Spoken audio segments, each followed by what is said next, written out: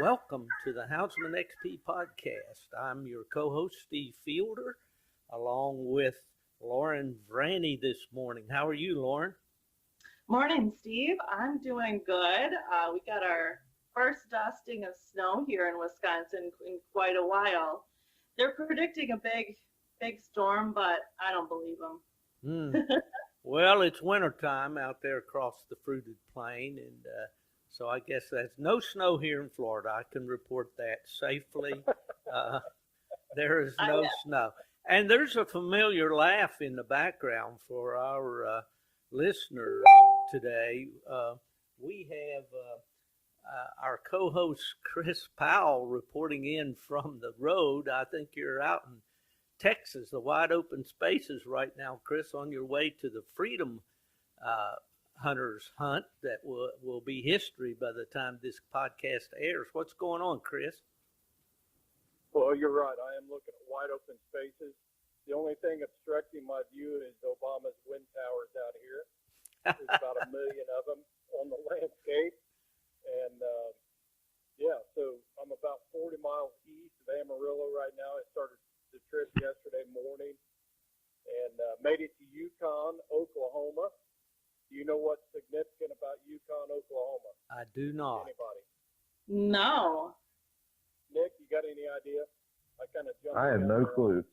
Yeah, well, it is the hometown of Garth Brooks. all right.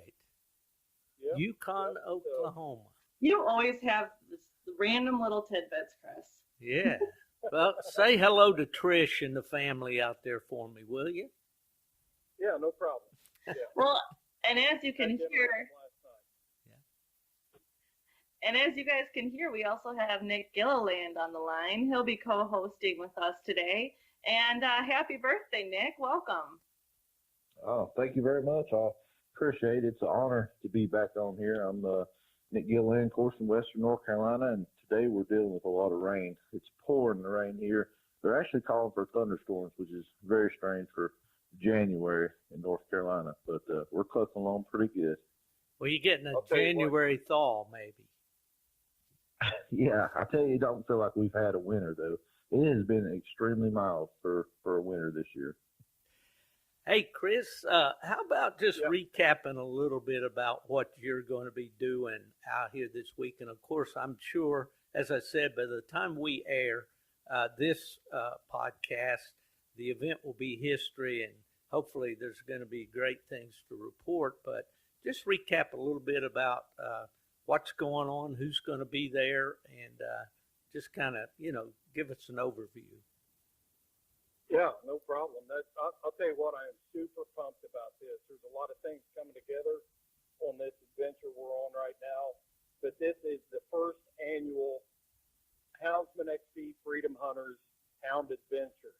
And we are going to take a veteran and Gold Star family member, Tanner Babb. He is pumped up. I talked to him yesterday, and I'll get into that in a minute. But we are taking him to the Navajo Nation, all expense paid mountain lion hunt in northeastern Arizona. So ever since I got on the road yesterday, my phone's been blowing up. I've been talking to the major players that are going to be here. We got Gary Robertson from Carnivore TV is going to be on the reservation helping us out with the hunt. Gary's been a super asset to us. Got a rifle from Ruger, an RMR sight that's going to mount on that rifle for Tanner. He's even got ammo for him when he gets here. Then, of course, you got Calvin Red Hounds Red House. He's going to be hosting us this week, and he's going to be our outfitter on the Navajo Nation. And he's been out working hard, getting calls and texts from him about tracks. He's finding lion tracks. He's out there scouting right now. And a myriad of different houndsmen. Jared Moss, who you've all heard on the podcast before, is coming down from Beaver, Utah. And he'll be participating and helping us locate lions and using his Western hunting skills to help us be successful out there. But the all-star of this whole thing has got to be Tanner Babb. I mean, he is just pumped up. All right. He's called me.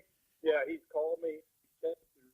Calvin several times, and we talked last night on the phone, and I could tell by the conversation we had, he is wound up. He's ready to come out here and hunt, and this was all made possible through this partnership that we formed with Freedom Hunters. Anthony Pace, the CEO there at Freedom Hunters, has agreed to work with us to make these types of adventures possible. So, and I'm pumped up. I'll tell you, I'm just stoked. I've been up on the wheel, thought I had to drive it all last night, drove through terrible weather yesterday. They had tornado watches and everything all across Oklahoma. And when the wind started and it started getting dark, I thought, you know what, I'm going to pull off. I've got a 4 or 5 day lead time here. So I pulled off and had dinner with Garth Brooks and last night. And, Do you have 2 pina coladas? Absolutely. Yep. One for each hand. That's right. Well, good for you. Well, it sounds like you're having a great time, and I'm totally in agreement with you about the adrenaline rush of this whole thing. Yeah, I've been busy. I've been doing some writing and things that always happen at this time of each month for me. But man, and Lauren, thank you for posting Carnivore TV video, I think, on social media. And Ella and I watched that thing this morning, and for me to show her what I'll be doing out there. And as I looked at that diagram of the route that they took up that mountain and around, I'm thinking, whoa. That was so cool to see. I was like, okay, you're just showing us this mountain, and then, you know, it shows the track that the dogs took and the lions took and all that. And it's cool to be able to, it's hard to explain to people what we're going to be doing and how the hunt works. You got to see it. Yeah, absolutely. Well, I like the part where they were driving through the snow. Mm-hmm. And I'm thinking that's me sitting in the shotgun seat looking for lion tracks. You know, I do that real well. In fact, that was one of my chief jobs on the bear hunt to West Virginia earlier. But, well, all good stuff, really good stuff. Well, Chris, I know you've got miles to make and all, and we're going to let you get on with it. We're looking forward to meeting up with you out there. And is there anything parting shot that you need to send before Lauren and Nick and I get into the task at hand here, and that's answering some questions that we've received from our listeners? I think it's going to be a good show, and due to sound quality and the high quality we like to have on our show, I think it'll be best if I bow out. But this is the Houndsman lifestyle right here. Getting out there, getting after it to preserve and protect our hound hunting lifestyle. So super pumped about it. We're going to have a lot of good footage to share with our social media crowd on this hunt, and can't wait. It's going to be fun. Absolutely. Well, you keep her between the ditches, partner, and we'll be seeing you in a couple days. You bet. Talk to you soon. Bye, Chris. Happy birthday, Nick. Thank you, sir. Have a safe travel. All right, we'll see you. Well, Lauren, I guess Chris is gone off into the sunset, and it's up to you and me, you know, to drive this thing for the next hour or so. Well, some people don't like my driving, but it gets me along. Well, Nick, I'll echo Chris's remarks. Happy birthday to you, big guy. And I know that Caitlin probably provided a great celebration for you there in your new home in North Carolina. Just refresh our listeners a little bit. You were on the program earlier, and we got really great reviews on that podcast, and it did real well in terms of downloads. But just catch us up a little bit about what's been going on with you. Yeah, well, we've had a real busy year. Like you said, we were on here before. We talked about the YouTube channel that we run, Nite Life Kennel. And, you know, we've been out there trying to do some more videos. For us, we put out a lot more coon hunting videos this season than I normally am able to get out. Things have been hectic. We got married November 16th, so we had a long time of getting busy preparing for the wedding, and then we also bought a new house and had it put in shortly after that. So recently just moved in just a few weeks ago, and since then we've just been enjoying married life and at home. And to be honest with you, it's kind of hard to come home to a nice new house and a new wife and new comfy couch and get up and go coon hunting, but I've been trying my best to get out there and get after it. So, oh yeah, you know, it's fun. Oh, absolutely. Well, it was great seeing you guys at the recent Grand American in Orangeburg, and you're kind of kicking back over there, relaxing when I came by. And she's such a lovely person. You're a blessed man, and I'm just really happy for both of you for sure. Thank you. Thank you very much. You bet. Well, you know, you've been doing these Q and A's on your YouTube channel, and they've been very popular. And, you know, and we kind of put the bait out there, so to speak, for our listeners to send in some questions and some things that they would like to have answered. Well, unfortunately, when we do that, a lot of people think that's an invitation to suggest what they'd like to see on the next program. And I think Lauren would agree with me that we got a lot of that. You know, we'd like to do a program on this or that or something else. And we do appreciate very much that kind of feedback. But the purpose here is not really to talk about future programming, but to answer some serious questions. And they're not necessarily from new coon hunters, but they may be. Or any people, kind of hunter. Hounds people, yeah. But we kind of tried to go through some of these and come up with some that we think will be the most interesting to the most of our listeners. So, you know, Nick, well, I guess being Southern boys, you and me, we ought to let the ladies go first. Absolutely. And let Lauren, I realize she's one of these modern gals, you know, and she doesn't expect that kind of treatment. But, you know, sometimes I do open the door for myself. Okay.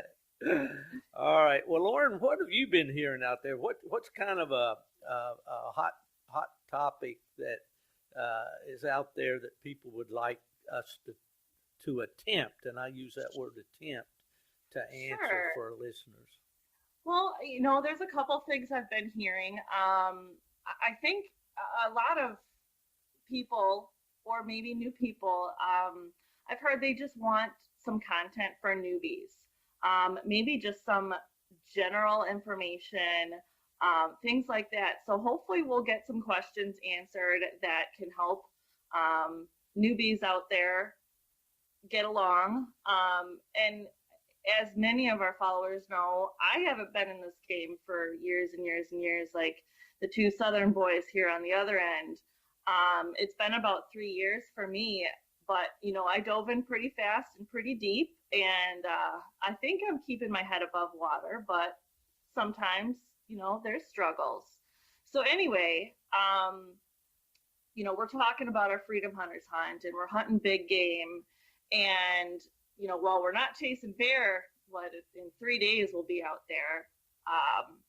The question that I've got, one of them, actually comes from a guy named Bear. Is it pronounced Saragusa?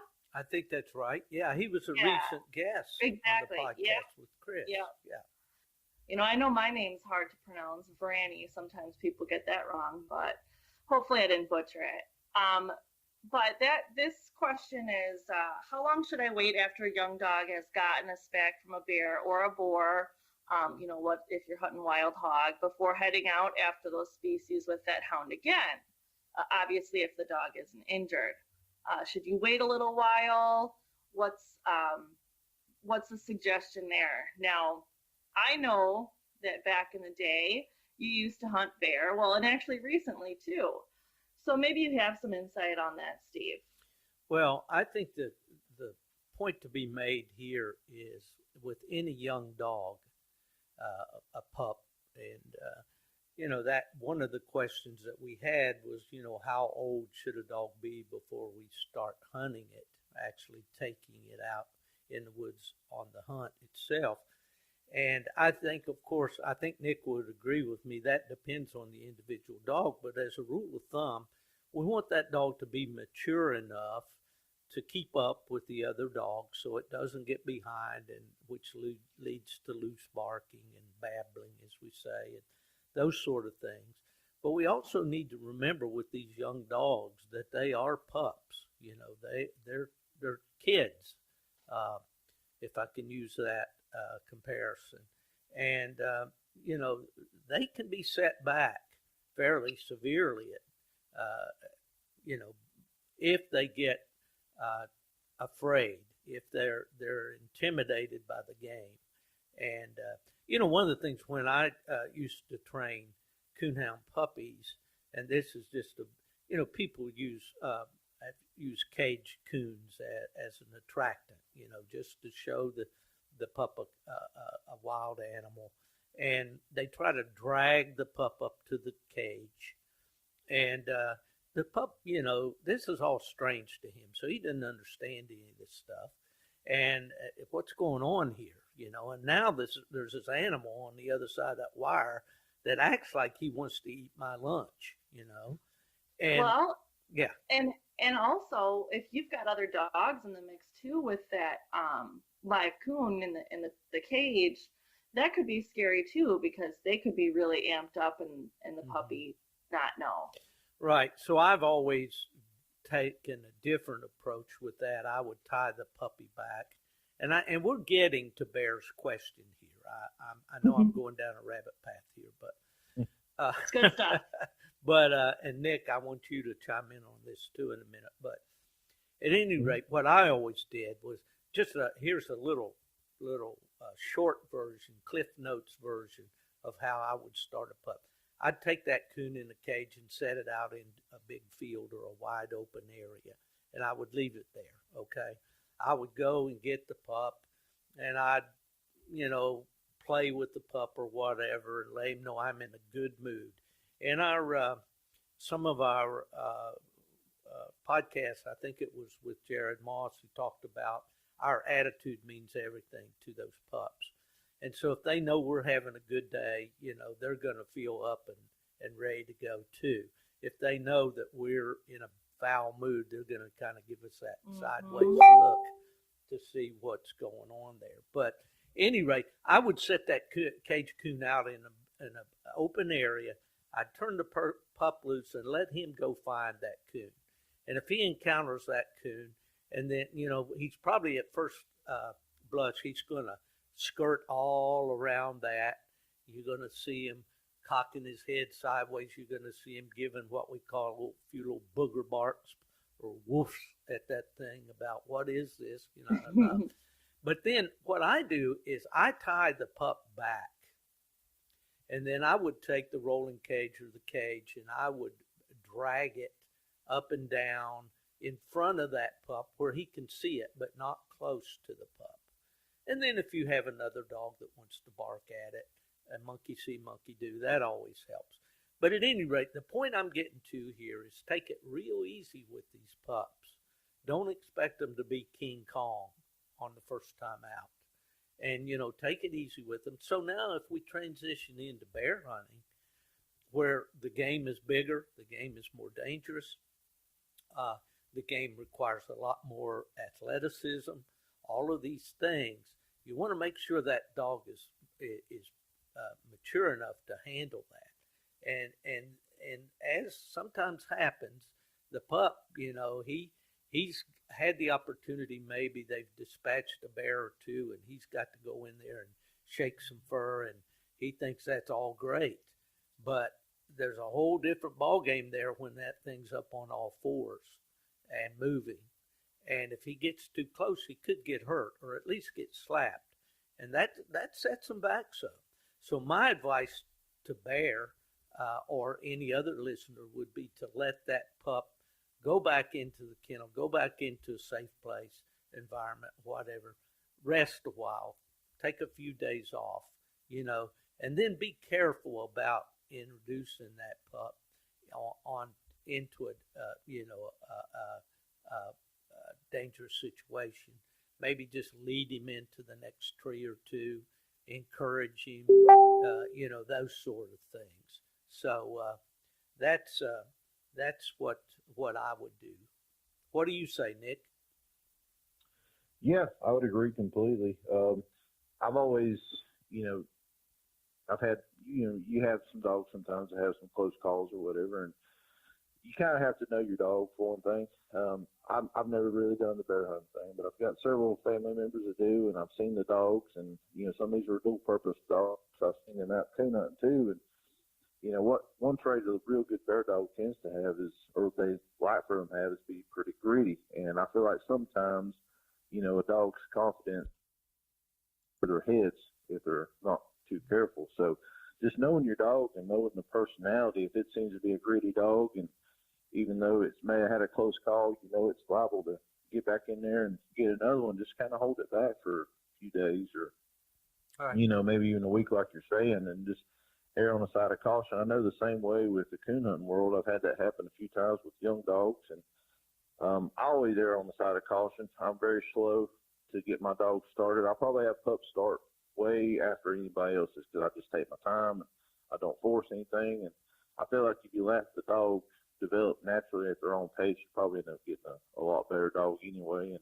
if they have a close call, kind of let them decide how quick they want to reset it, as long as you don't think that they're going to jump in head first again like they may have done before. So, yeah, erring on the side of caution is never going to go wrong, but putting them in too quick could.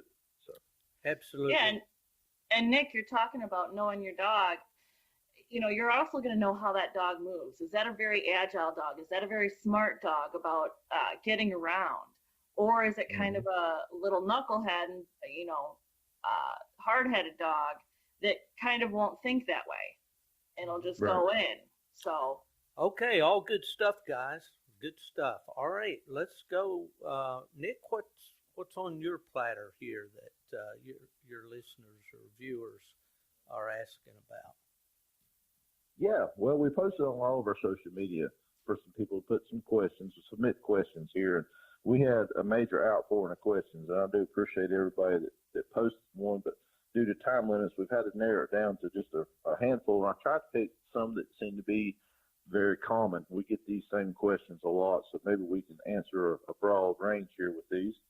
My first one comes off my Instagram, and I don't know the guy's name, but his Instagram handle is @GasBlueTicks, and he's kind of got a two-part question here.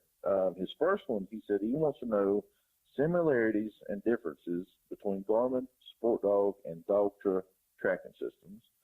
And his second part is when he's talking about coon lights, a lot of them now have lasers on them, and he's wanting to know, is a laser actually needed, or is it just really cool to have? So, Lauren, what do you think? Both really good questions, and thanks to that follower for submitting them. As far as the difference between the tracking systems, I've seen all of them, and I think all of them are great, but it also depends on maybe your style of hunting, your budget, and what other people are using that you hunt with. So for me, I haven't used any of the other systems besides Garmin. I've got a 320, and then I just got an Alpha. And the reason that I have those, and the reason I got the 320 to begin with when the Alpha was out, is because everybody that I coon hunted with had the 320. So if we were hunting in a group, or let's say you lose your dog on yours somehow, your dog's tracking number, they can put it in so everybody can see everybody's dogs.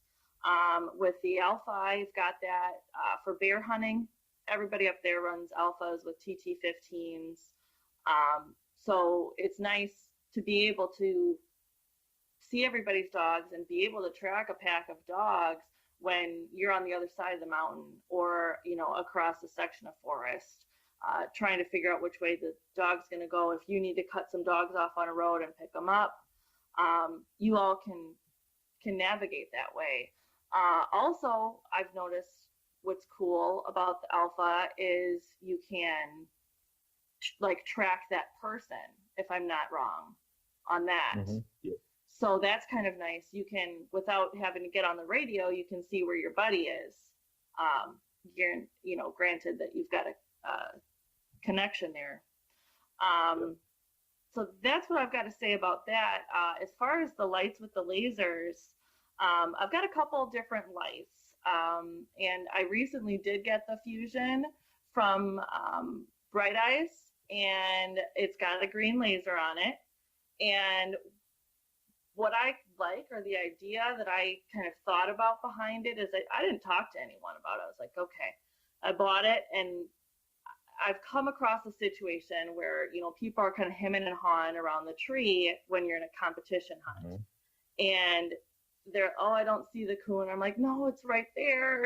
You know, things like that. When you've got different lights on it, sure, it could be hard to see, especially in the summer. If you've got that laser, you can direct people exactly where to beam their eyes and look, and you can point things out. So that's where I see a benefit for it. I mean, of course, you can point it out to new hunters too that, you know, are still learning how to spot a coon in a tree. So that helps. I'm not sure of any other benefits, but, you know, you still have to be cautious about it. It's a laser. It is a very high-powered laser. You know, don't point it towards the sky. Don't point it at people. Don't point it at your dogs. Just have some common sense about where you're pointing that thing. Right. Steve, what do you think? Well, I'll echo what Lauren said about experience-wise. The Garmin has been all that I really know in the terms of GPS-enabled tracking systems. You know, I was an old beep guy for many years. When Garmin came along, I had the I guess it was foresight, but, you know, I contacted Garmin, and we were influential in bringing Garmin into the coon hunting world, because I knew that they had a prototype going for bird dogs, and the configuration of it with a vest and a little rubber ducky antenna I knew would not work for coonhounds, but we were able to participate in some of the early testing of prototypes and that sort of thing, and then bring Garmin in as a sponsor of coonhound events. And so I'm a little bit proud of that. That was, you know, and then lo and behold, it now on my list of top 10 products or innovations that have helped the sport of hound hunting, I have to put the GPS on the top of the list. But yeah, for the same reasons Lauren lists there, I bear hunt with a party. You know, we keep a list of all the tracking numbers for the different dogs. So, you know, we can keep track of all these dogs. And when you're hunting big terrain, mountainous especially, you know, dogs can get separated in all kinds of different ways. You got the front dogs, the back dogs in the race, you know, the dogs that fell out, the young dog that chased a deer over the mountain. All these things you can keep track of them with that, and that's awesome. Now, I will say that I have been kind of old school and not keeping up with the times when it comes to all the map cards and the types of things like bird's eye technology and Onyx maps and all that. You know, I have to plead ignorance on those because I really haven't kept up with those.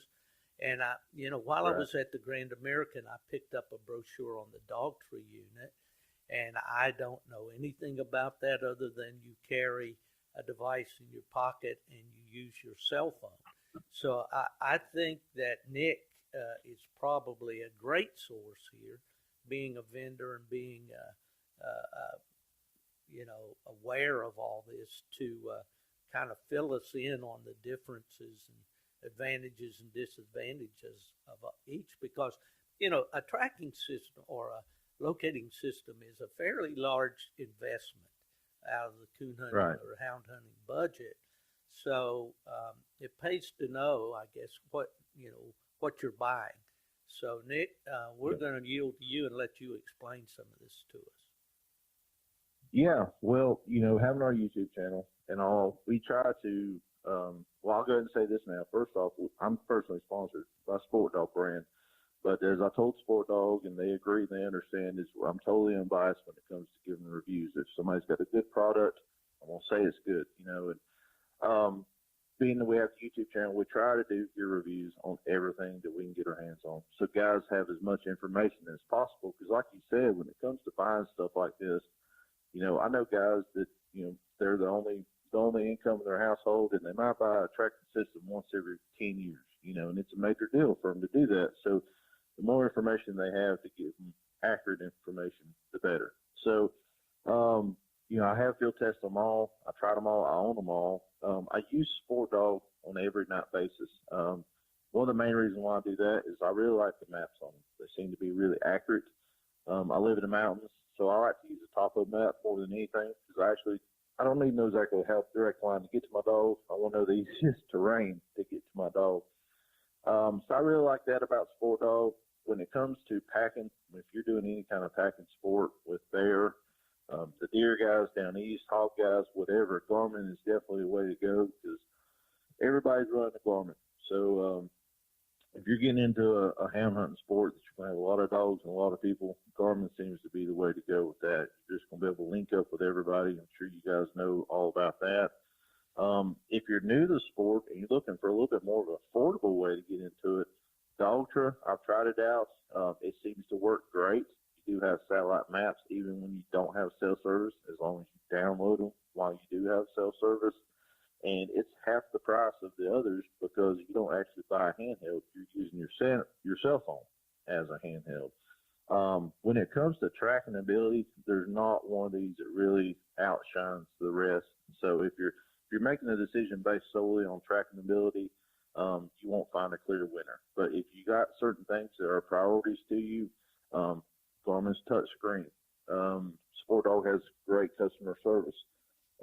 Doctor, like I said, is a cheaper way to get into it, and still a great system. So just kind of have to know what your priorities are when you going to getting into a tracking system like that. Now, as far as lights with lasers, talking about that, I have one of the Bright Eyes Fusions. I've tried the Kelly's K-Light. I think it's the Moonbeam revamped. It has a laser. There's several of them out there with lasers now. Just about everybody's got a light with a laser. They're all impressive. Is it absolutely needed? I don't think so. I don't competition hunt, but I definitely would see where you would have more of a need for it there if you're trying to talk a judge into the proper tree or the proper spot on the tree.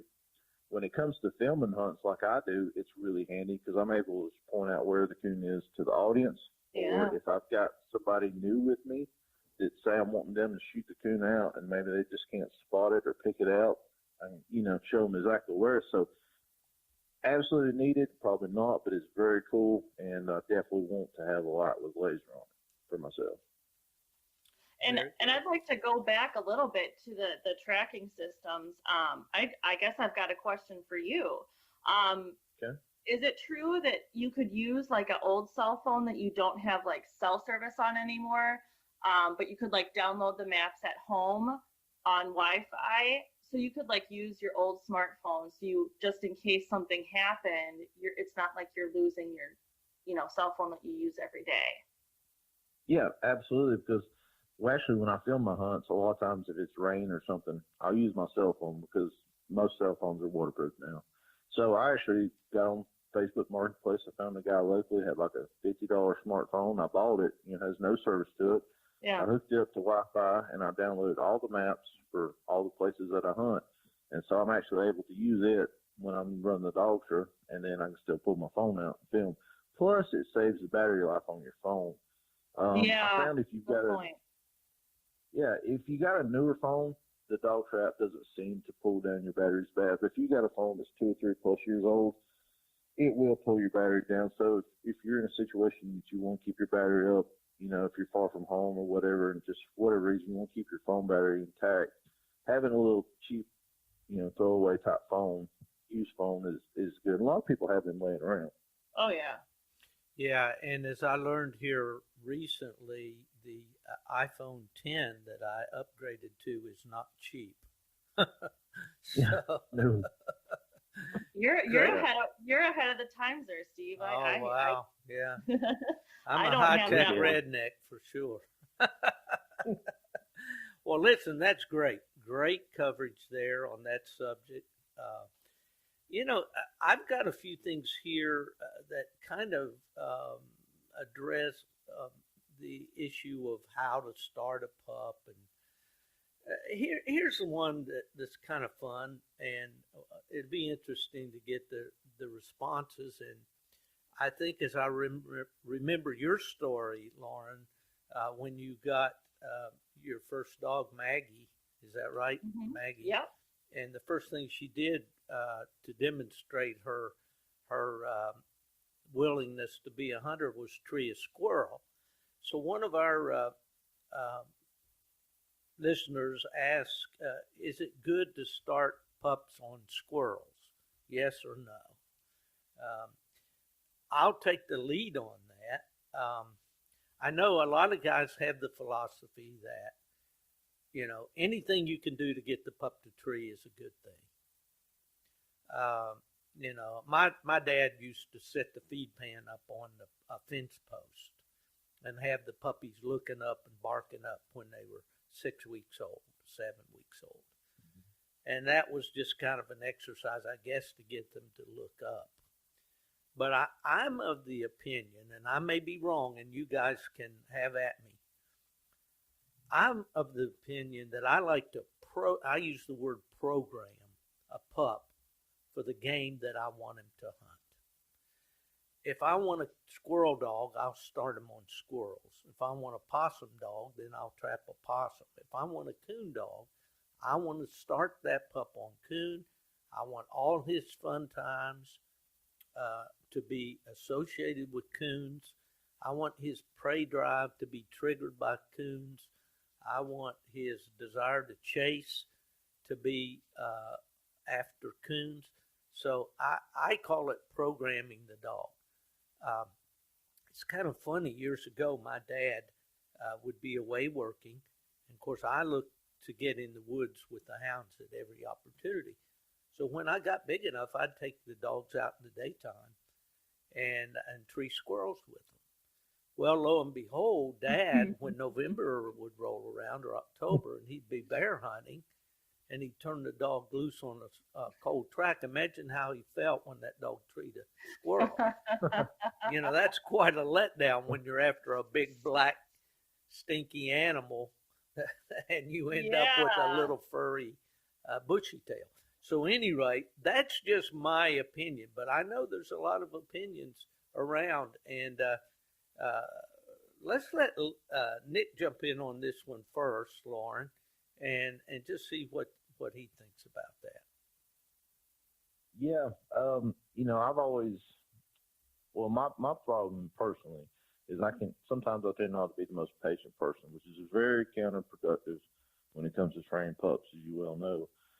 So the least problems that I have to encounter, the better. And as a handler, a lot of times we end up causing more issues for our dogs than our dogs actually have on their own. You can train a dog wrong easier than you can train it right. And I just, I don't need the issue of running any kind of off game. So as far as, starting them on anything other than what I want them on, I'm not going to go that route. I know a lot of old timers used to say and do that, but for me personally, I'm going to stick to what I want on the tree, and hopefully I've never got to deal with anything else, and if it does come along, at least I know it wasn't something I trained them to run. Well, how does a newcomer, and I hesitate to use that, Lauren, because you're about as gung-ho about this coon hunting sport as anyone I know, but you really haven't been at it all that long. What's your feeling about that? I mean, what does it make sense what we're saying? Oh, definitely. And I agree. And Maggie just happened to get up on that tree in the dog park and be interested. But after that, and when I realized what you know, she had potential to do, it was all coon all the time. And, you know, if she was going to, you know, get after a squirrel in the yard or something, no, that wasn't going to happen. Now, this conversation comes at a good point in time because I've got 2 pups here. They're about 5 months old. And I've been trying to trap a coon because, yes, I am of the philosophy that I want to start them on coon.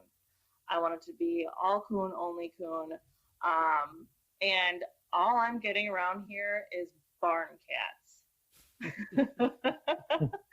So I'm not sure what I'm doing wrong. You know, I've got to get some marshmallows. I've got to go to the grocery store. Well, my dad was one of those. I'll jump in here. My dad was one of those guys back in West Virginia. We had very few coon, and I know that, you know, he probably encouraged his pups to run cats just as a starting point. I never did that, and especially the years I lived in Michigan, and as you live in Wisconsin and perhaps in North Carolina, Nick, you know, you hunt around farms, and every farm has got cats. You know, they got barn cats or whatever, and you don't want your dog, you know, chasing cats and treeing on someone's back porch at 3 o'clock in the morning type thing. No. So I would not advise that at all. But one thing I want to interject here is I think a lot of people that accuse their dogs of slick treeing, they have a situation actually where the dog's treeing a squirrel. And the Hoss dog that I have that's now 11 years old, I've caught him red-handed a time or two, treeing squirrels at night. In fact, it was funny out in Arkansas, and we treed, and a Hoss treed all by himself. There's a big nest up there. Someone said, well, I saw an eye in that nest. So we shoot, and a fox squirrel rolls out of that nest. Now, that's not to say there couldn't have possibly have been a coon in there, but usually if there's a coon in there, he's going to run the squirrel out. So at any rate, that's my advice would be, don't do squirrels. Here at home, we have squirrels everywhere in Florida. And with this cruise pup that I have, since he was young, you know, out in the yard, he's very tree-minded. He's sniffing the trees where the squirrels have gone up, and he's even seen them at times. And I've just, you know, discourage him immediately, you know, and let him know that that's not what I'm after. Yeah. So I've set all the barn cats loose because I don't want to, you know, be a part of that cat business. And thankfully around the farm here, there's not, I haven't seen one squirrel. So that's good news for me. Yeah, I want to, you know, start them on coon and have it be coon. I've got pelts, you know, I let them sniff around when I bring some home after hunting at night. Good stuff, yeah. So they know it. I could tell you too, I do let them, they run loose on the farm. They're not tied up. I let them out. They can go where they want. But I do like seeing them follow a track, whether it's my footprints one day or someone else's footprints. I have seen them follow like a rabbit track, which, you know, okay, like, all right, they're using their nose. I do like to see that. Sure. So I'm okay with that. But there's no substitute for letting a pup run loose in those early developmental stages, from my view. Yeah. I like them being able, I could, you know, to see their confidence grow, and, you know, their radius gets bigger and they're exploring different things. They got into the little pond, you know, stuff like that. The other day they actually ran to the tree line, and there's a carcass that was rotting that I found in the barn when I moved here. God knows how old it is. I don't know. It's a coon, and it's disgusting. And I really need to move it and burn it and stuff. But they were over there sniffing around and probably gnawing on it. I'm like, all right, you know, that's disgusting. You guys need a bath now. So we did just talk about Maggie. And if if you guys haven't listened to my first episode that I was on, it was number 23 when I was at Autumn Oaks. I got Maggie from the pound, and she actually turned out, ending up to be a good hunter. And I think that was just, blessing it my way and maybe destiny. But we talk about on the podcast a small percentage of great dogs that are hard to find and must be trained well. Our follower Steve Gall says, what becomes of all the other dogs? What do great breeders or good breeders do with the dogs that are well bred but don't believe will be good hunters? Now, Steve got a flat hound from the local shelter. He won't hunt her, but it's a great family dog, and someday he wants to find another like her. Are they out there somewhere? Well, Steve, I can tell you they are. They definitely are. I mean, look at my story with Maggie. Maggie ended up, she's retired now. She lives with my parents on the lake and is just happy as a clam out there, and just a great all around. I mean, hounds make great family pets. They do. And those dogs are out there. I actually have one too that's named Timber that, I'm trying to get her hunting and stuff, but it might not just work out. And she'll end up being a good family pet. So what do you guys think? When maybe a dog won't turn out exactly how you want it to turn out. What do you see there? Well, I can jump in here real quick. And, I'm encouraged by the fact that I see more and more hunters, when a dog doesn't work out, they rehome that dog to a pet or to a pet home or a farm home or whatever. There's a lot more responsibility being shown. We know that in any kind of livestock breeding, to achieve excellence, you have to be vigilant about breeding only the best to the best, and being, being careful not to introduce inferior traits or whatever into your line. And so the old term was, we cull, all right, meaning that in whatever way that dog was eliminated from the breeding program. I don't see that happening much anymore. I see people realizing, maybe that's to the registry's chagrin, people are not breeding as much as they used to because they feel a responsibility for each one of those puppies. And, I raised a litter out of Hoss. I bred to a show-bred female that I had owned a sister to her. And it went against everything that I know about breeding dogs, but I liked that dog so much, I just thought, well, this might be a good opportunity to see what my guy will produce. And the results were less than exciting. I think I had 3 out of 6 that have started and have done a pretty good job. The other 3 are in those kind of homes that we've been talking about.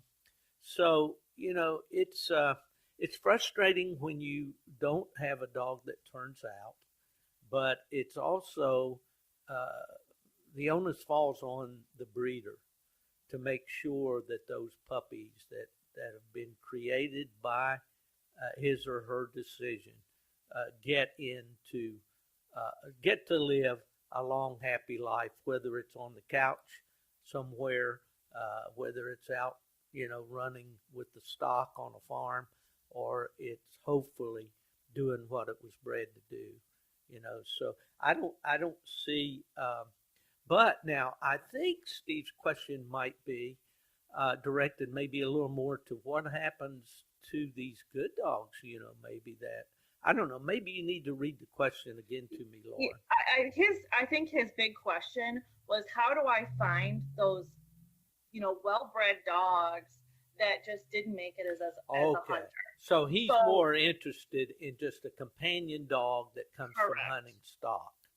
Yeah. Correct. Well, there's been various rescues around the country that have dealt specifically with hunting dogs. And I want to dispel a myth right here. I thought about this before, or when you read this question, Lauren. hunters, by and large, and I know there's always going to be an exception somewhere, do not turn loose or abandon dogs that do not hunt properly. That's something the anti-hunting element has used for years, that these hunters at the end of the hunting season, they just turn the dogs loose in the woods and hope that they can scratch out an existence because they're all through with them. Have either of you ever seen that to be the case? Never. No. Have you? No, it doesn't seem to be a common thing. No. I'm sure it's happened. I'm sure it possibly has happened. But they see a dog maybe that's lost, you know, and especially in the days before tracking devices. And they think, well, that's a dog that's been abandoned. And they misread, as we had Arlie Reynolds on and talking about how a dog should be properly conditioned.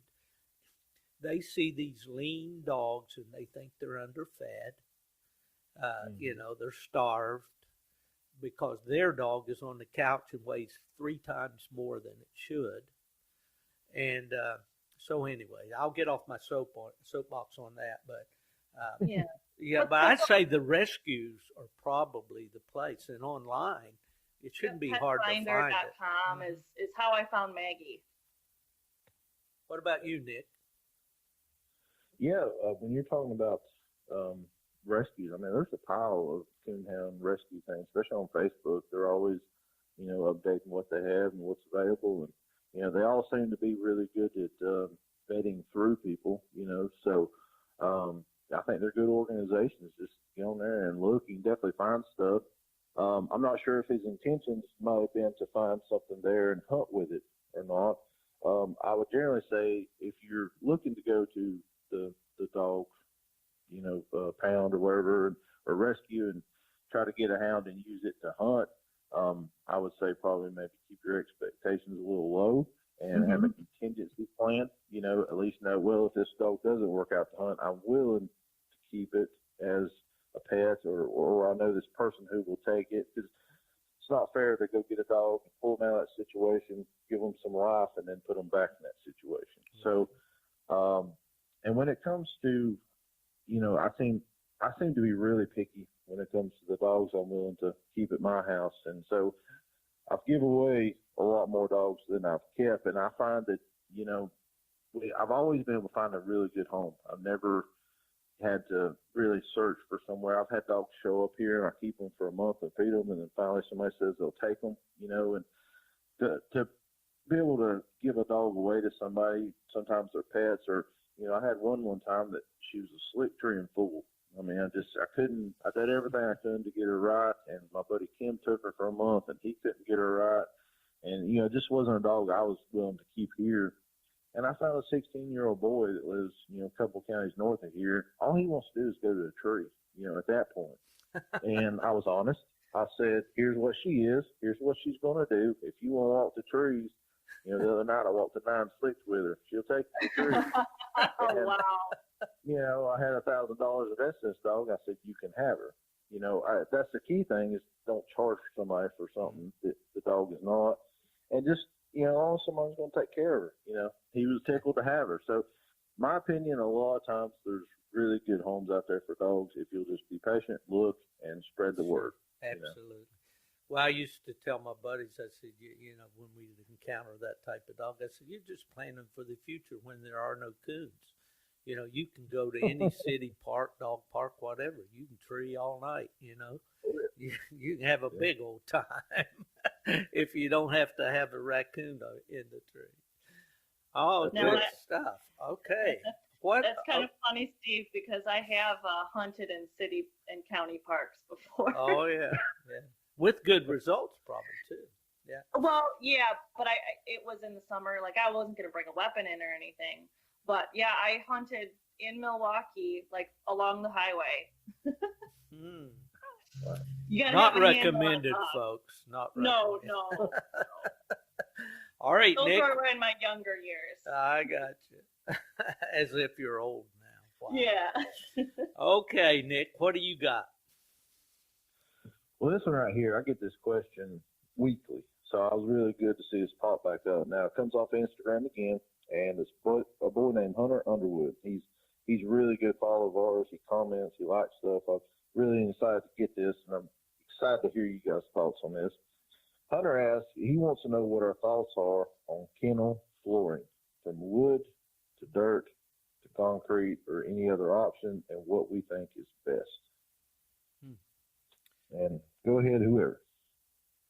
Well, I can jump in here real quick, and I'll say that I don't recommend dirt because of the parasite issue. You know, and also dogs can dig out of a dirt floor kennel unless you've buried wire or have a concrete bunker or whatever around the kennel to keep them from digging out. Hookworms especially are contacted by the dog, or contracted through the feet and through the pads and so forth. So I would not recommend a dirt kennel, and you can't hose it down, although I understand it's more absorbent than a hard surface. The only other, I've had experience with wood floors and with concrete. Wood is nice, but of course it's not going to last like a harder surface. I've even kept dogs, especially in a what we would call whelping pen, with a wire floor, so that the you know, the droppings and the urine can just fall through. And the attempt at doing that is cleanliness and also parasites. So, you know, but the easiest way around, I think, is to pour a concrete slab if you have that. Pour it on a slope. I'm trying to think of the other word, so that it's easily washed out and so forth and hosed out, and that sort of thing. And I could talk a long time about that, the different designs and all. But I guess my personal preference would be a concrete surface. Yeah. So Lauren, what do you think? Well, I have minimal experience with kennels, but at my city house, I did build a kennel. Part of it was inside the garage on concrete, and then there was a 6x12 outside on dirt. And the dogs, you know, were inside on the concrete, went outside and did their business. I only have, well, now I have 4 dogs, so it's kind of financially easier for me than people that have a lot of dogs to keep my dogs on all the medicine and all the preventative stuff that they need to be on, to help prevent parasites and all that. Here at the farm, I've got kennels built in the milk house, which is on concrete. But I prefer, I would love to have concrete indoor and outdoor. So I'd like to have an indoor space inside insulated, and then on concrete, and then a door, and have a concrete pad outside that the dogs would go out and do their business on. That's what I would like. I've also seen like pea gravel on top of dirt, like a couple inches of pea gravel, which if I couldn't get a slab outside, which right now I don't, the kennels are just inside, and it's just, I'm cleaning them twice a day. It's horrible. I would do that. The thing with pea gravel is it makes it difficult to scoop up the waste. Yeah. But what do you say, Nick? Well, fortunately, I've had to do all these. So, where I used to live, I had some really nice above ground wooden kennels built, and I loved them. Or when I had to move to where I am now, I had to put my dogs basically on the ground because we had so much construction going on. Where I was going to build my kennels, we didn't know, and I had to keep moving them from place to place. So here recently, I've got a lot of experience with that, and that's my next thing. We just built a house, so I'm getting ready to build me some kennels. So I put a lot of thought into this. One thing a guy told me years and years ago, and it's kind of always stuck with me, and it's just an opinion. So one thing is you got to go with your budget. Do the best you absolutely can for your budget. But a guy told me a long time ago, he said, would you rather stand all day in someone's basement or would you rather stand on their deck? And I thought, well, you know, to me, standing on a deck would be easier on your legs and stuff. Not necessarily saying it is true, but just my general thought process. But so I always lean towards a deck, you know, raised dog kennel of some kind. And I like 12 by 12s or something of that nature, at least. But like right now, there's ways that you can accommodate even like on the ground if you have to for a while. Like you say, the parasites is always an issue. We run a tree service. That's my day job. And so we have wood chips for free all the time. And if you're having a dog outside on the ground, if you'll just flip through, I don't know if Yellow Page is still a thing, or just Google a tree service in your town. I know with us, we have way more chips than we can ever get rid of.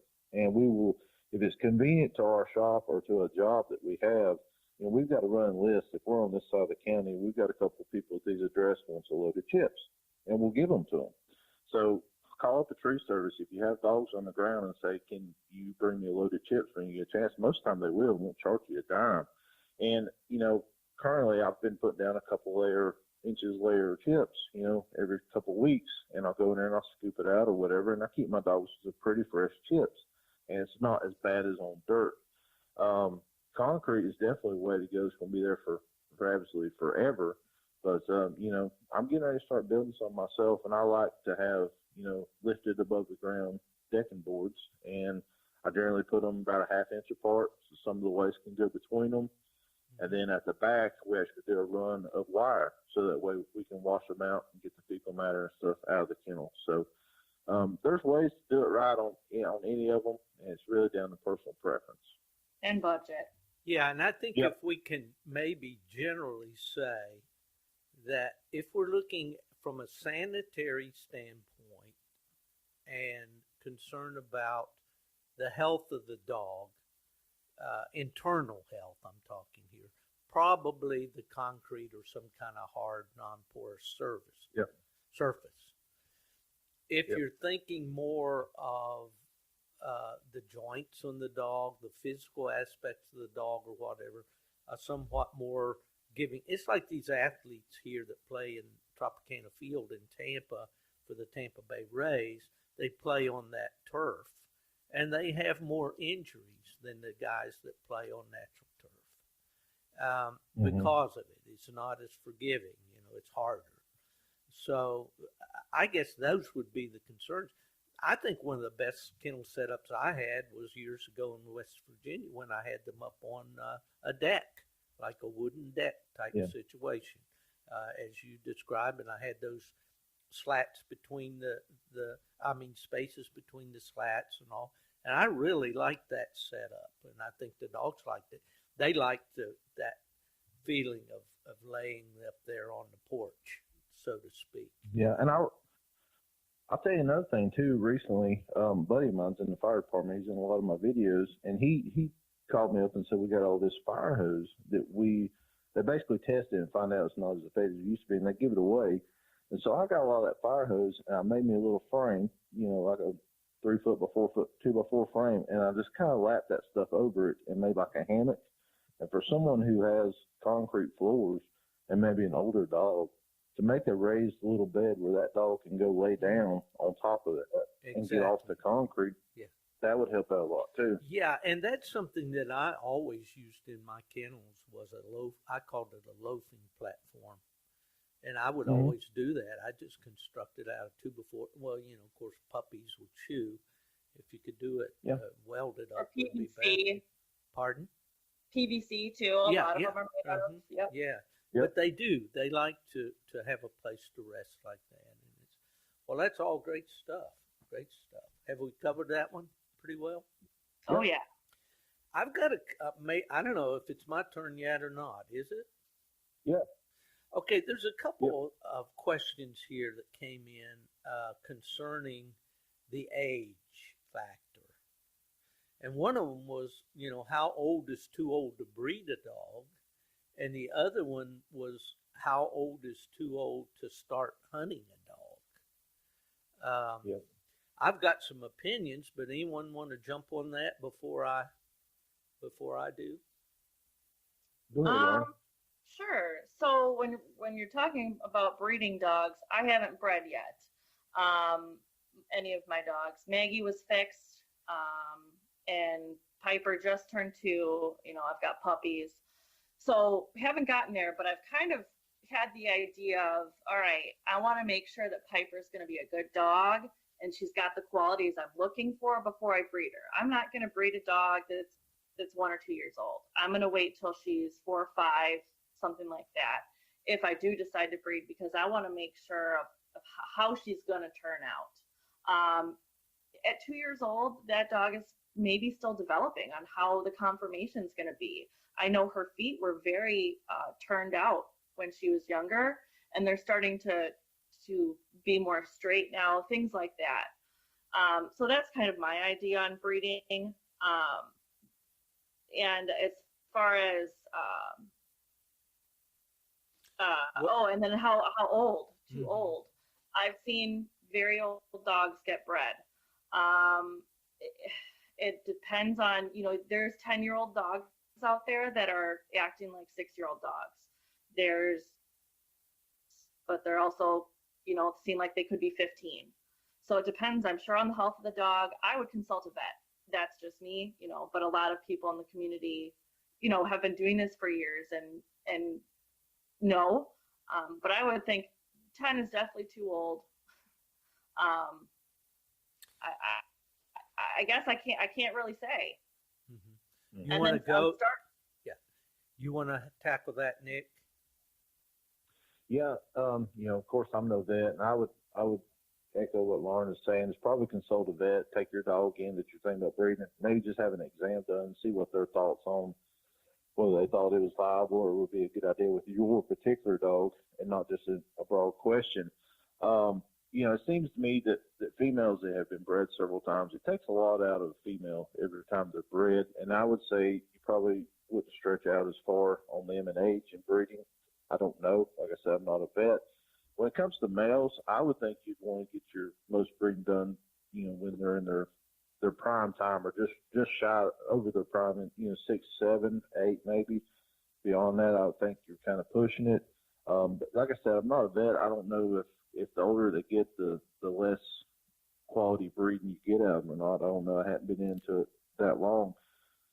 What do you think, Steve? Well, I have several thoughts about this question, and a lot of it goes back to experience. And, you know, not all of our listeners out there, I guess, had a career with dogs or talking to dog people. So a lot of this stuff's running around in my head.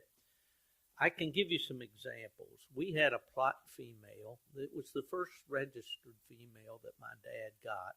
This was way back in 1954, if you can imagine that far back, Lauren and Nick. And before we got this female, she had had a litter of 12 puppies, and she was 2 years old at the time. Probably a couple of years after my dad got her, he decided to breed her, and he did his homework and found a real nice plot stud dog up in eastern Ohio. I remember well. Here we go down a rabbit path. We took June, that was her name, like the month. We took her up and we left her, and we were notified that she indeed was going to have puppies, and we needed to come back and get her. And he had kept her for about a month or so. She was showing quite heavily. And we went out coon hunting, and I'll never forget this because we turned the sire and June loose, and they treated a coon. And this was around the town of Athens, Ohio, in the eastern part. It's kind of hilly there. Anyway, this coon had gone up a small oak that was right on a bluff, a rock bluff, and up on top of the bluff was an oak tree up there, and the coon had climbed up the smaller tree from the bottom and then up the bigger tree on top. Well, we went, and the male dog was up on top treeing, and June, being heavier with pups and all, she was down at the very bottom right along the creek bed. The coon was seen up there, so the decision was made to shake the coon out to the dogs or let it run again. I'll never forget this. It was so incredible. It amazed me at the time, and it still does. My dad could climb anything with bark on it. He was like a squirrel in a tree. He climbed up the tree and shook the coon out. I can remember hearing him say, "Here it comes." The coon bailed all the way out of the upper oak tree, off the cliff, and down into the creek below. When my dad said, "Here it comes," the owner of the stud dog just cut the dog loose, and he sailed off that bluff. And I'm telling you, that thing was probably 25 or 30 feet high, and a creek bed down below, and those creeks are full of rocks and all. And I just knew that the dog was dead. I knew we were going to find a dead dog. Well, when we go down to the creek, the dogs have caught the coon, and they're in the creek, and everybody's good. And I couldn't believe it, still to this day, that guy turned his dog loose like that. But that was a hunt with old June. But here we'll get back to the subject. Out of that litter came 14 puppies. Wow. All right. About 2 years later, my dad decides to breed her again. And we take her over to Isaiah Kidd, the oldest prop breeder living at that time, bred to his stud dog. She had, count them, 16 puppies. Wow. So in 3 litters, she had 12, 14, and 16. Now, time goes on and June gets old, 12 years old. My dad decides to let her live out her life on the farm, and he takes her back to the guy that he originally got her from, and he let her run loose on the farm. She got bred. Oh, no. How many do you think she had this time? 12. One Ew. puppy. One puppy is all she had. And it was not worth 2 cents as a coon dog. So I don't know what the answer is. I would generally think, there's a general consensus that you should breed a female when they're younger, that they have better, stronger puppies. I think this comes out of the German philosophy of breeding dogs, to breed them early on, not the first heat, but 2, 3 years old, I guess. But anyway, that's my thoughts on that. Now, as far as how old is too old, everything else is a story with me.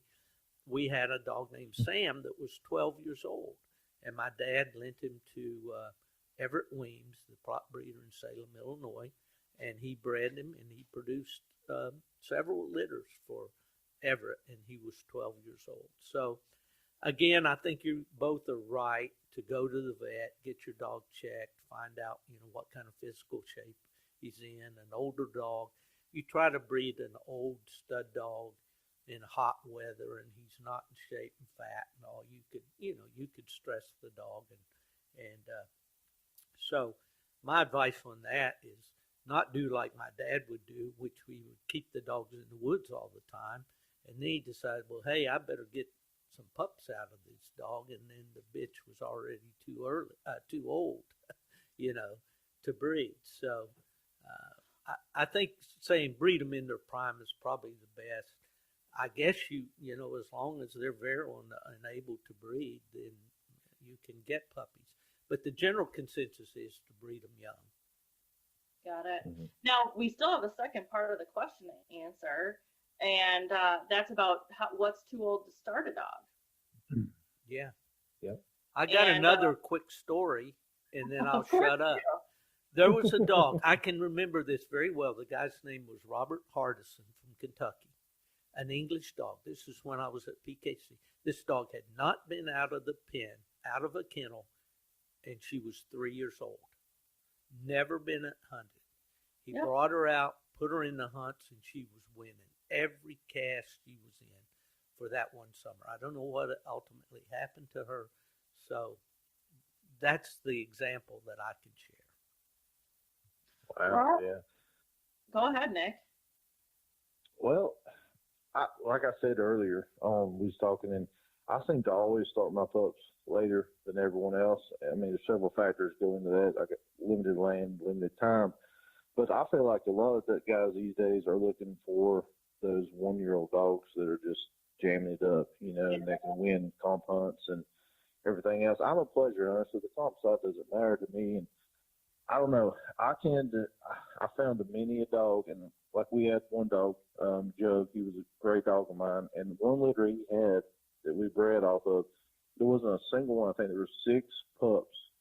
One of them started before he was a year old. Started. Most of them did not hardly start till they were almost 2 years old. And to me, a lot of people, you know, saying, "Oh, these dogs are never going to make." A lot of those end up making some really, really great dogs. So every dog's going to be a little different. I tend to just err on slowing down, let the dog learn on their own pace.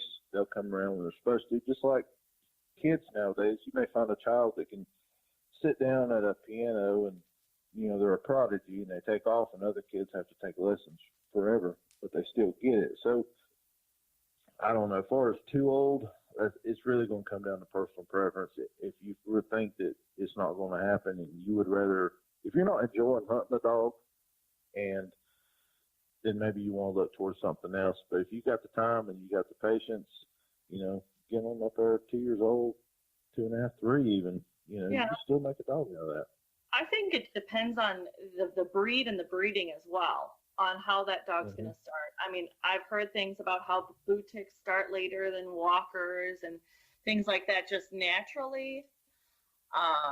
So, I mean, that's one thing to keep in mind. But another thing is, you know, if you've got a dog that's older, you know, 2, 3 years old, whatever, if it's got interest and you've got the time, why not try it out? You know, it could be fun. So I think it depends on the dog. It depends on your time, how interested you are in putting in that effort, because it's not just the effort on the dog's part, it's a lot on our part too. Yeah, and a quick story here. Recently, you know, I've got a female. She's 2 years old, and I had another male that was 2. Different litters, totally different bloodlines. I just happened to, I shouldn't have took 2 pups on at once, but I did. Anyway, my female started off really early. Do what? I said, that's what I'm saying too, because I've got 2 of them.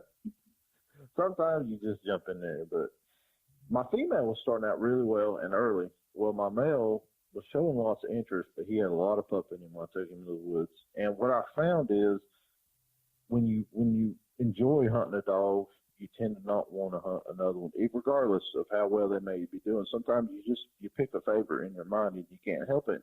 I noticed even though he was interested, she was doing better. So when I went to load, she was the one I wanted to load.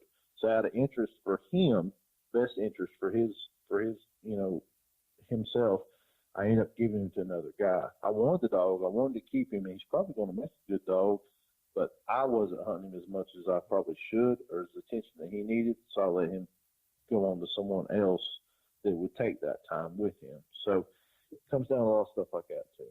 Well, yeah, and that's good advice, Nick, because when I see people getting several young dogs, you know, I just know that that's not going to have a happy ending for some of those dogs, because you cannot put the time in.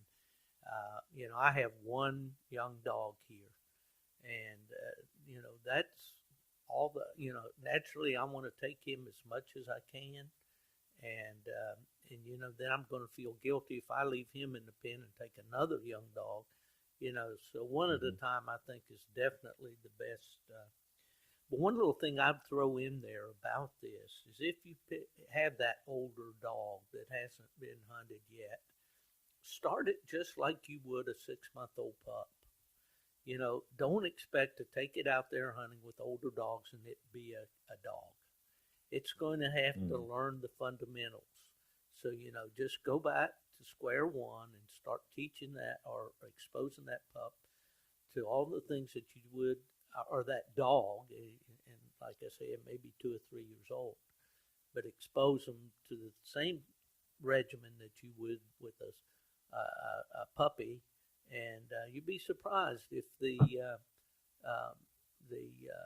instincts are there, the breeding's there, and you have the advantage that dog's already reached physical maturity, so he can absorb the training on the physical side of things, a lot better than that 6 or 7 month old pup. Good stuff. You guys were talking about having, several young dogs, and I kind of chuckled in my head because the amount of advice I got before I picked these pups up, I was like, oh, what do you think I should do? Should I get 1 or 2? And everybody's like, no, you don't even need another one. They're just like, just hunt the crap out of Piper, concentrate your time on that.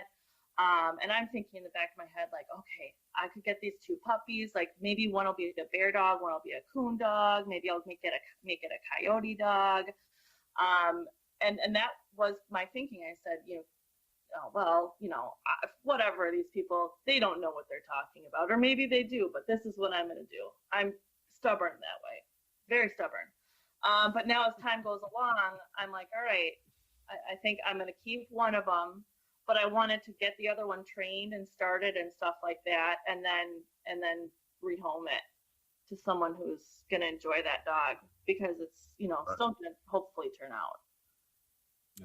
Exactly. Well, there's something to be said about having something coming on, because we know that when we turn these dogs loose into the night, anything can happen at any time.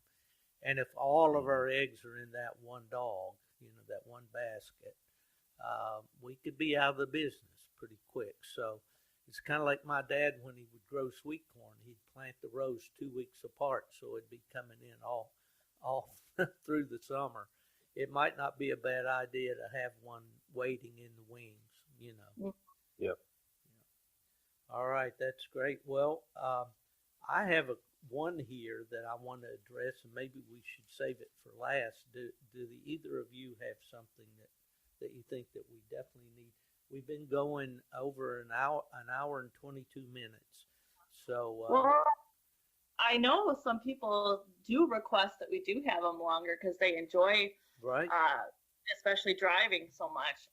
Nick, you probably have a good one. Yeah, I've got one here that I would like to get into, because this is an issue, and it's a real big issue around where I live. So I want to get everyone's opinions on this. This is coming on my YouTube channel.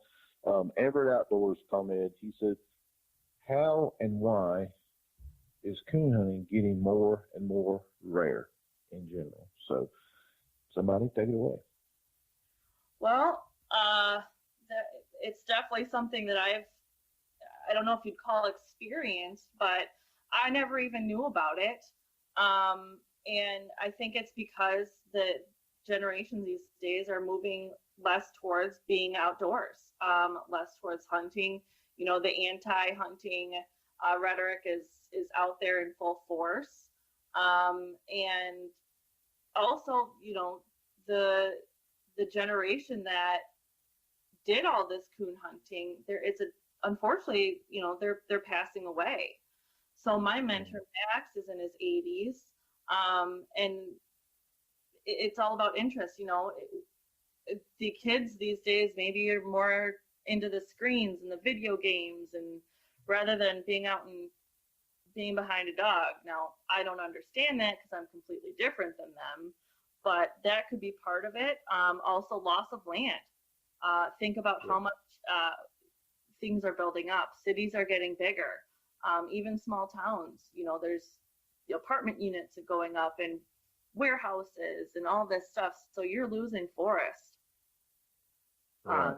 And also public land too. It's, you've got to get permission to hunt. Maybe people are getting weirder about who's getting on their land. So I think that's a big factor. Steve, what do you think? Well, okay. I'll go first, but I'm enjoying the perspective that you young people bring to this sport, because I've been around it a long time, and some of the ideas and things that I began to think about this back in the probably in earnest back in the 90s when I was still with UKC, and I saw a decline in memberships to clubs and to all across the board, not just in coon hunting clubs, but anything from bowling leagues to the Elks Club, membership became a difficult thing to attain, or for clubs to attain. And I know when I was with the AKC, they continually talked about the clubs and how the members were getting older and how do we bring new blood into the clubs. And this was talking about the confirmation clubs, the dog show clubs. So it's universal in that regard. And Lauren, I think, touched on most of the hot buttons there, the decline in available land to hunt, the turning of, the urbanization of the population compared to the days when most kids were raised in the country. All of those things are definitely factors. And, Florida, I'm told, I don't know if this is an accurate statistic, but it's commonly repeated down here that 1,000 people move into Florida every day. So, all these ranches, the groves, all this thing.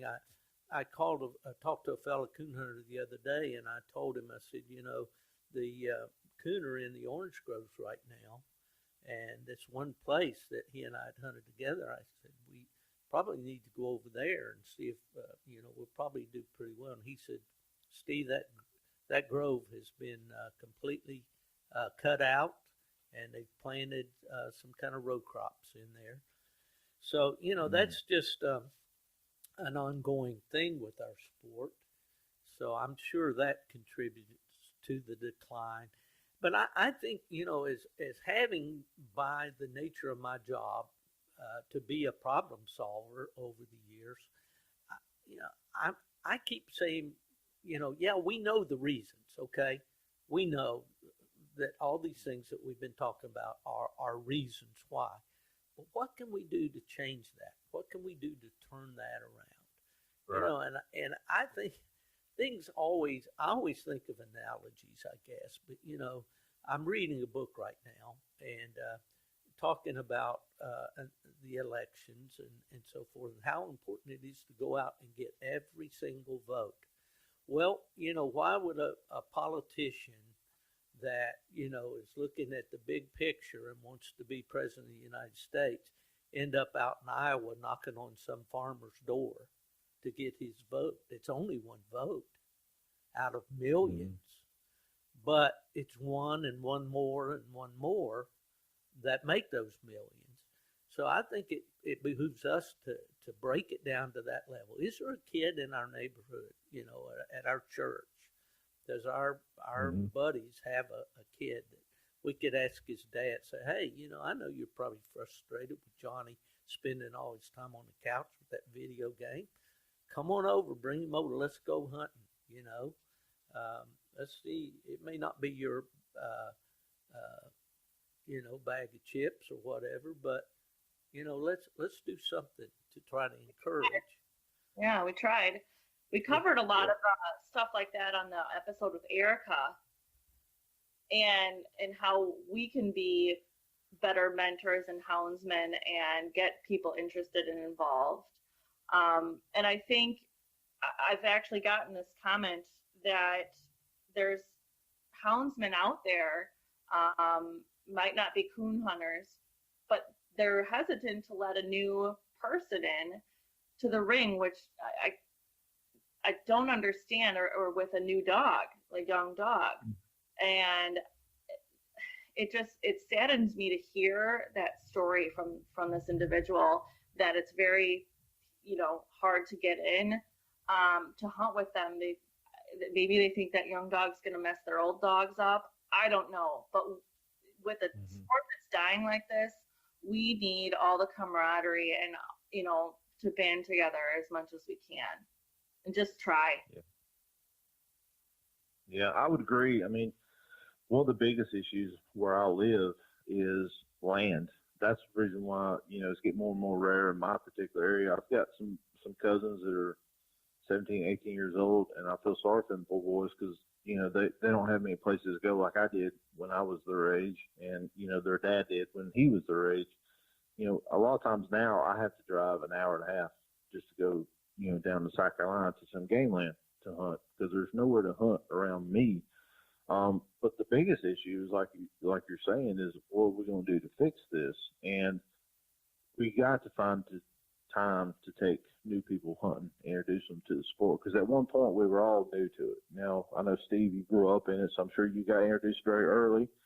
But we've all been on our first coon hunt, or our first bear hunt, or our first rabbit hunt, or whatever it is. And just to find somebody at the church or a buddy at work's kid and take them out, or maybe you just take the buddy at work, and then that leads to he liking it and he gets his kid involved or whatever. That's definitely something we got to be more proactive with. And I've tried to echo that in the YouTube channel and take kids and talk about it as much as possible. Another issue too is you're talking about, it almost seems like these, like around where I live, some of these bear niches, you got a group of guys, they bear hunt together, and they're fine with you going and contributing a tag, but they don't want you to bring a dog, or whatever. And that seems to be an issue. And, even some of the local coon clubs here, we got some that are just down the road that back in the 80s and 90s, you couldn't find a place to park within 500 yards of the club when they had a night hunt. And now there's 5 or 6 guys that show up to the meeting, and that's the only guys that ever show up to the meeting. Yeah. Ever show up for anything. Same here. But when you go down there, it's like, well, I'm not really welcome here because I wasn't here in the 80s. You kind of get that vibe from them. So people's just got to be more open. And if it means leaving your dog in the box to let this other guy come and bring his, mixed breed, whatever you might think it may be, and let him hunt, so be it. Because you got to get them involved or it's going to be dead. Well, I know that we're more or less speaking to the Eastern coon hunter or the Midwestern coon hunter along these lines, but I think it also speaks to the bear hunting parties. It tends to be more party type bear hunting in the eastern mountains and in the upper Midwest than out west. I think the hunters out there tend to be more solitary, maybe a very small group that hunt together. The hunting's done a little differently. But we do tend to form these little exclusive groups. And if you're not in the group, then we'll stand around at the country store and talk to you about what your hunt was like, but don't come over into our territory and try to start a bear track. Right. That kind of thing is prevalent all through. But even guys my age, and I just had a conversation this week with a gentleman here in Florida that's the president of the PKC State Association, Gary Langford. And Gary's working hard to try to get some of these wildlife management areas opened up to night hunting. Down here in Florida, you can still run deer with dogs, and there are training seasons and actually taking seasons. And these management areas, they don't understand coon hunting. They don't understand the concept of being out there at night. There's this connotation that if you're out there at night, you're up to no good. And so, what we're trying to do, and I've agreed to go and sit on these meetings. First of all, we're just trying to let them know who we are, that we're good people. And we think a gateway into this is to have a youth hunt, put on a youth hunt in the wildlife management area. And, the DNR and the biologists and all these people know that they need to bring people into hunting because that's where the hunting licenses come from. That's where their budget, that's what their budget's based upon. So, we're taking that approach down here. And even a guy my age, I'm already past that 70, but I'm still active in the sport. I still love the sport. So there's still things that I can do. And, so I'm, we do what we can. Each of us is given different talents. Some of us can talk. Some of us can go, trim the grass and keep the club looking nice. Whatever it is that we can do, to encourage and to protect, preserve, and promote our sport. It's what we need to be doing. And we preach this and we preach this. Chris and I have been talking a lot.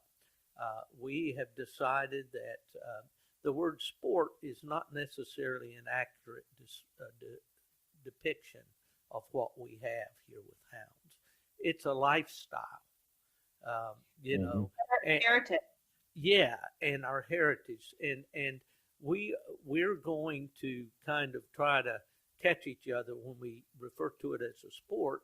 We want to refer to it as the hound hunting lifestyle or the houndsman lifestyle, because that's what it is. It's part of our lives. It's part of the fiber of who we are, and we're all passionate about it. The three of us.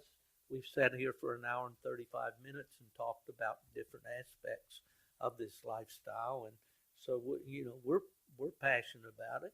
We want our listeners to be passionate about it too, and I gather that they are, just by the fact that they're listening to us. So there's something that each of us can do, and it just behooves all of us to try to figure out what that niche is. We can all do it, and I think we can all try just a little harder too, I agree. And talking to people about it that you might not normally talk to about it, or expose people, to our lifestyle. Sure. They're going to be like me and be like, hey, that actually sounds pretty cool. Yeah, and there's converts out there everywhere. We were going hunting the other night and stopped at a gas station. And the dogs were kind of whining and thumping their tails in the box, and the lady was on a lady that was probably about my age on a neat looking Yamaha motorcycle. In fact, I even asked her what kind it was because it wasn't a nameplate on it. But she says, "Oh, can I look? Can I look?" And I said, "Yeah, come on over." She said, "I love hounds. Turns out that she had been a formal pack beagler, Wow. in Pennsylvania, and knew all about hounds and various kinds and foxhounds and all this. And so we got to talk to her about coon hunting and what it's all about and what we were going to be up to for the next few hours, And she thought that was just awesome. So we can be ambassadors at the gas station or at the convenience store or in church, at the church fellowship or the bowling league or in the office or wherever it happens to be. There's an old saying among people of faith that, we're the only Bible that some people will read. And that's true, that what they, are we representing our lifestyle to the public in the way that we should? Mm-hmm. And I know that I try to. And I'm not going to do that if I hunt on posted land, I climb and break down farmers' fences, if I throw soda bottles off in the ditch at the turnout. If my dog trees in the backyard, I shine my light through the bedroom windows. We're not going to make any friends or create an appreciation for what we're doing that way. So, I'm off the stump now. That's an old message, but it's still a good one. It definitely resonates. And talking about, being the, words are losing or getting lost here, but at confirmation shows, there's a lot of people who really haven't ever seen a blue tick hound or the hounds in general. So they're like, oh, what are they used for? And I'll get into, the bear and mountain lion and all that stuff. And they're like, wow, I had no idea. That's really cool. Like, just open people's eyes. Yeah, and the good thing we can do about these hounds we have is we say, you watch the shows and they say this dog was bred to take the fox out of the den for the foxhound. Right. You can tell them these dogs are doing right now what they were bred to do. It's not something in history. We're still doing it. They're still working. They still have a purpose. Well, like the show I went to maybe a month ago, I had to kind of explain like, oh yeah, those scratches, don't worry about them. She just got into a little rough business or ran into a tree or whatever it was. Yeah. Well, what else? Go ahead, Nick.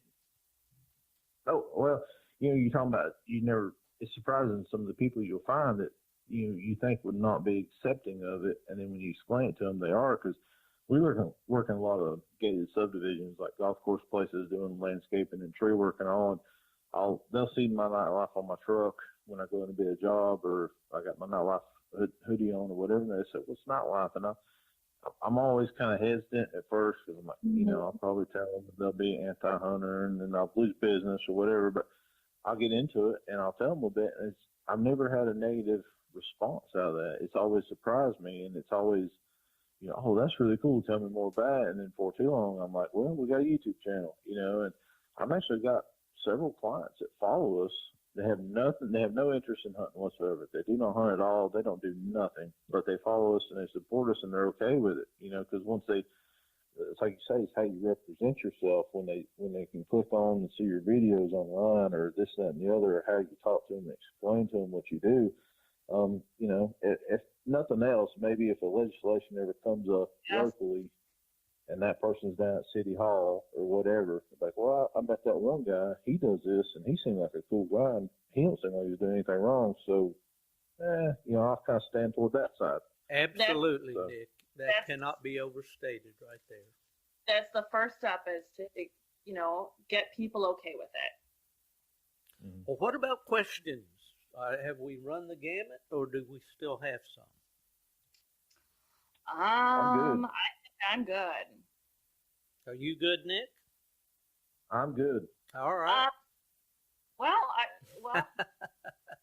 I think it's something for women have more words than men. Have you noticed, Nick? They say that women have more words. Or we want the last. Go ahead, Lauren. Or we want the last word. I don't know. I'm no expert, and I pretty much know nothing about this. I know Chris knows a lot, and we've covered a little bit, and he covered a little bit on the podcast that he was on for Fairmont Hunting Magazine, but scent and how that works. And that might be a whole other podcast. Like, this guy Kurt wants to know, how do they know which way your track is going in the first place? How do they track coons on the water? Thick leafy versus high grass. I'm going to say he stumped me there, and I have not done my research. Well, by the time this podcast airs, we will have had a session with Heath Hyatt, who is a master trainer of police dogs in Virginia, and also a bear hunter. And Heath will address some of these issues, so possibly that will come out. And I know Chris has also been a canine handler in his work with the state of Indiana as a conservation officer. My experience would be general, good old boy type experiences, and rather than dig deep into that, I think probably what we should do on that one is, well, let me just broadly say this. Backtracking. I saw an example of this in my recent bear hunt, with hunting with Heath Hyatt and with some other fellows, and they had acquired a dog that simply could not get the track right. And, the other dogs are burning the track up with progress, resulting in a bear in the tree. The other dog this individual dog is going the other way. Now, if this happens on a hot track where there's a lot of scent, and the dogs come out of the box with a head full of bear scent, even good dogs are apt to take the back track sometimes. That's why it behooves the hunter to check the track, see which way it's going, and start the dogs the right way. You'll save a lot of time and frustration if you do that. Because again, I've seen good dogs take the back track off of the, out of the truck. But this backtracking thing can be an inherent thing with that dog, that he just does not have the mental capacity to figure out which way that track's going. I'll give you a real quick little example. Used to hunt with a blue tick female in West Virginia. Her name was Kathy. She belonged to my friend Howard Meadows. Kathy could fall off in one of those deep hollows, strike a cold trail that track up, get it moving, put a tree on it, and have the coon and look like $1,000,000. But if a coon crossed the road 100 yards down there in front of Kathy and she hit that hot track, she would dig a ditch from one ditch to the other across that road trying to figure out which way that track went. She just could not, comprehend which end was hotter.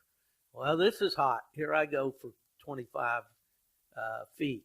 No, it's hot the other way. And so some dogs just don't have the mental capacity to figure that out. I'm told that dogs' noses are like, their scenting powers are like, 300 times greater than human beings. Don't quote me on that, but I think that's the figure. But anyway, so that whole world of scent, I think, can only really be learned probably a couple ways. One by experience, and the other by, digging into all the research material you can, especially in the realm of law enforcement, and also from some of these dry ground lion hunters. They're the ones that are really the experts when it comes to dealing with scent, because they operate on a very, very small margin of scent compared to what we do out here. Yep. Yeah, I would agree with all that. And one thing I would echo to people is, hounds or dogs in general, their noses don't need to be underestimated. It would, when people wonder how can a dog smell, some of them find cadavers that are underwater, the search rescue dogs and stuff like that. A dog's nose is unbelievable. And as far as our science has come with that, and I'm not a science guy, so I can't quote on all that stuff, I still don't think we've even really tapped into their full potential. So just don't underestimate what a dog can do. Give the dog time, let them work things out. And, mental capacity has a lot to do with, like you're talking about, too. Some dogs are just better at it than others. I mean, you just don't know until you get out there and trial and error and stuff like that. And it's amazing to watch that's mainly the reason why I think a lot of real houndsmen are into it, is to see the dog use its nose and work. It's just amazing to watch, and, just give the dog a little bit of credit. And another thing, too, is, we all have good days and bad days. There's days I wake up and I get on the job and I can run that job like nobody's business. And there's days I get out there and I feel like I'm a new guy. You just have off days. So if you have a dog that occasionally gets out there and messes up or backtracks or whatever, it can happen. Dogs have bad days the same as people do. So give that dog a little slack. If it's not the normal attitude or the normal actions that the dog takes, and give him a little slack and say better luck next time, Well, I would say, the first thing I would do if I witnessed a dog taking a track the wrong way, I would try to stop that dog from that progress, turn him around, and try to encourage him to go the right way, And again, I'll refer back to the podcast with Heath Hyatt in talking about stimulation through our Garmins or whatever, Tritronics, whatever method we use for training, that, we don't want to overstimulate in any situation. And our listeners, I'm sure, have enjoyed that podcast immensely, because there's just so much information in there. But, correct the problem, try to show the dog the right way. In the old days, when our dogs would take a cold trail and back in the mountains, and they'd tree, and we'd shine the tree, and we could tell the coon wasn't there, we didn't lose our minds. My dad would just take the dog on the leash, make circles around that tree, widening circles, until they could find that track going on, and release them and go, help them. In other words, a little teamwork type thing. And a lot of times that will work, a dog, that wants to run a track into a tree and then turn right around and run it backwards. Well, that dog needs to know that that's not acceptable. He needs to be stopped. If it takes a little correction, then do that in moderation, and then put him back on the tree, attaboy, and that sort of thing. But Mhm. sometimes you can't overcome the genetics. Sometimes that dog is just not equipped to handle the job. But he's Yep. like the guy that jumped on his horse and rode off in all directions. He he just doesn't know what to do. But What? moderation in all things, right? Yep. Definitely. I think we've covered a lot of topics today. Well, a lot of questions, I should say. Well, we have, and it's been great. And of course, Nick, you've been a great addition to this podcast, and certainly we're going to make sure that you're on here as often as we can have you, because really appreciate your insight and what you're doing, and enjoy the videos so much.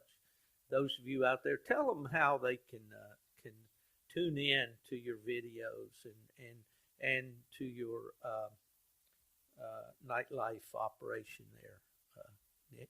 Yeah, well, I appreciate that. First off, I want to say it's an honor to be back on here. I really enjoy what you guys do at the Houndsman HXP. If anybody's looking for any kind of just video content, we do run a YouTube channel called Nite Life Kennel. You can go on YouTube on the app or on a computer, and in the search bar, just put Nite Life Kennel, NITELIFE Kennel, and you should find us. There's a little red button there that says subscribe. If you click on it, you'll be subscribed to us. It's completely free. Don't charge you a dime. And if you're on Facebook or Instagram or anything, you can follow us on there, give us a like. We put a little bit different content everywhere. YouTube, we try to put some coon hunt videos, some training tips. Anytime there's some new gear, like a new coon line or something comes out, we try to give you a good gear review on it to give you information in your purchases. And, Instagram, we do a little bit different stuff there too. So we do appreciate you guys having us on here very much, though. It was an honor. Well, it's always good to talk to you, Nick, and to see you at the events and all, and I'm sure we'll be bumping into you somewhere along.